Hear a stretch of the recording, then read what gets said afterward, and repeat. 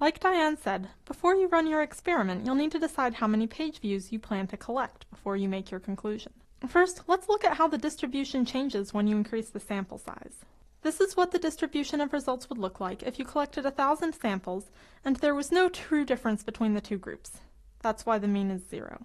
You'll reject the null and conclude that there was a difference if you measure a value less than this one, roughly, or greater than this one. So your probability of falsely concluding there was a difference, which is often called alpha, is 0.05. If you increase your number of samples, say to 5,000, then the standard error will decrease, so the distribution of results will look much narrower. To keep alpha the same, that means the cutoffs for rejecting the null will be closer to 0. Now let's say you decided to only collect 1,000 page views so that you could make a conclusion more quickly.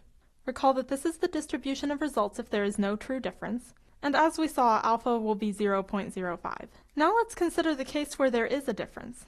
Specifically, the difference is equal to the practical significance level of 0.02. You'll fail to reject the null and conclude there was not a significant difference in the same cases.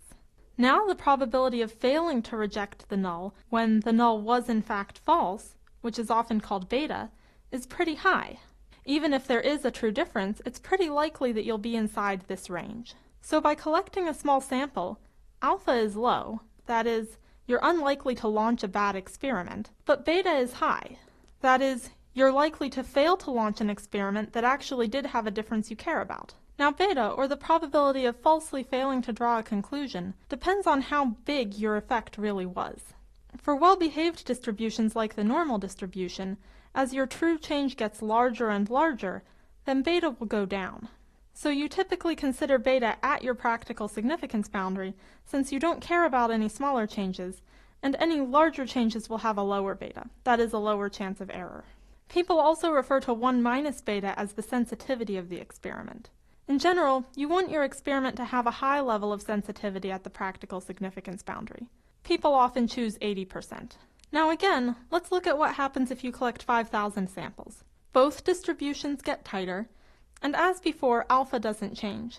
However, in the case where there is a true difference, you're much less likely to fall within the range of failing to reject the null. That is, you're more likely to reject the null and conclude there was a difference. So beta has gone down, and your power has increased.